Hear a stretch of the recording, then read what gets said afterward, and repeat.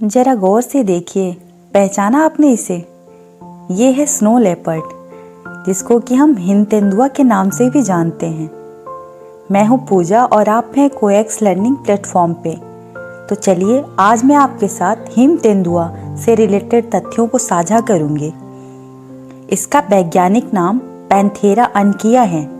Him तेंदुआ या snow leopard को पहाड़ों का भूत यानी कि घोस्ट ऑफ द माउंटेन्स भी कहा जाता है, क्योंकि इनके संकोची स्वभाव और खाल के रंग के कारण इन्हें बर्फीली वातावरण में देखना बहुत ही मुश्किल होता है।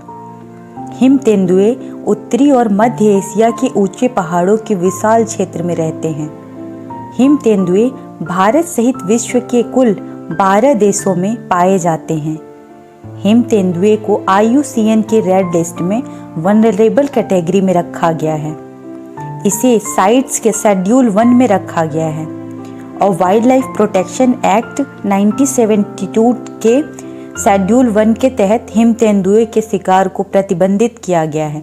यानी कि आप शिकार नहीं कर सकते इसका। अगर शिकार करेंगे तो आपको कड़े से कड़े सजा का प्रावधान किया गया है।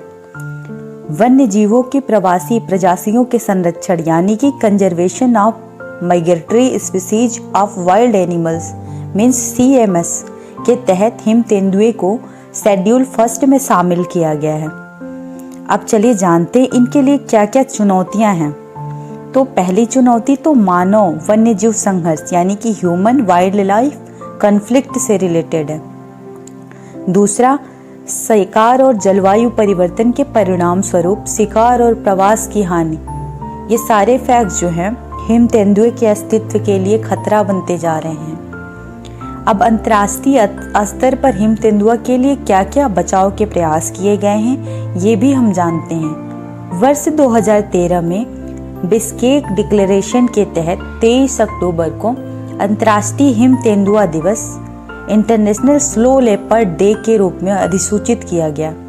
गौरतलब है कि वर्ष 2013 में 12 स्नो लेपर्ड रेंज देशों अफगानिस्तान, भूटान, चीन, भारत, कजाकिस्तान, किर्गिज गणराज्य, मंगोलिया, नेपाल, पाकिस्तान, रूस, तजाकिस्तान और उज्बेकिस्तान द्वारा बिश्केक घोषणा पर हस्ताक्षर किए गए थे। साथ ही इस अवसर पर वैश्विक हिम तेंदुआ और पारिस्थितिकी तंत्र संरक्षण कार्यक्रम की शुरुआत की गई थी। अब इसके अलावा हम प्रोजेक्ट स्नो लेपर्ड के बारे में भी जानते हैं। प्रोजेक्ट स्नो लेपर्ड की शुरुआत वर्ष 2009 में देश के 5 राज्यों जम्मू कश्मीर, हिमाचल प्रदेश, उत्तराखंड, सिक्किम और अरुणाचल प्रदेश में की गई थी। इसका उद्देश्य सभी हितधारकों की भागीदारी को प्रोत्साहित कर देश में तेंदुओं की आबादी और उनके प्रवास क्षेत्र के संरक्षण को बढ़ावा देना है। इस कार्यक्रम के तहत अधिसूचित क्षेत्रों में स्थानीय आबादी के साथ सार्वजनिक और निजी एजेंसियों के सहयोग से हिम तेंदुआ, उनके आहार, प्रवास के संरक्षण, जागरूकता एवं संरक्षण संबंधी कानूनों के व्यापक क्रियान्वयन का प्रयास किया जाता है।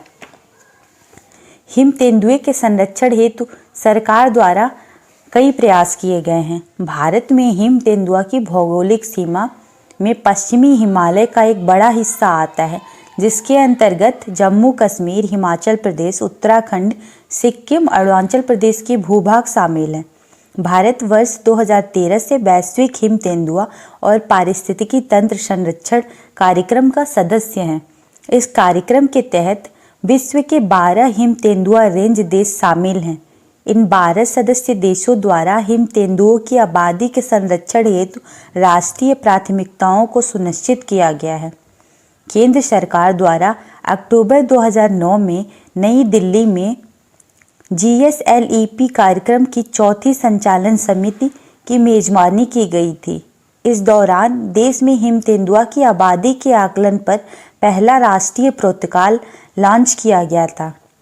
इसके अलावा भी हमें ये जानना है कि इंडिया में कितने % तक हिम तेंदुआ हैं। तो भारत में दुनिया के 10% स्नो लेपर्ड पाए जाते हैं। भारत के 3 नेशनल पार्क हैं जहां स्नो लेपर्ड को देखा जा सकता है। ये जगह हैं Kibber wildlife sanctuary Himachal Pradesh, Ulley घाटी लद्दाख और हेमिस नेशनल पार्क हिमाचल प्रदेश। तो ये सारे जो फैक्ट्स मैंने आपको बताए ये सब हिम तेंदुआ से रिलेटेड फैक्ट्स थे और आपको सारे कॉम्पिटिटिव एग्जाम्स में काफ़ी हेल्प करेंगे। अगर आपको हमारे द्वारा दी गई जानकारी अच्छी लगती है तो प्लीज़ आप हमारे चैनल को लाइक शेयर एंड सब्सक्राइब करें। Thank you.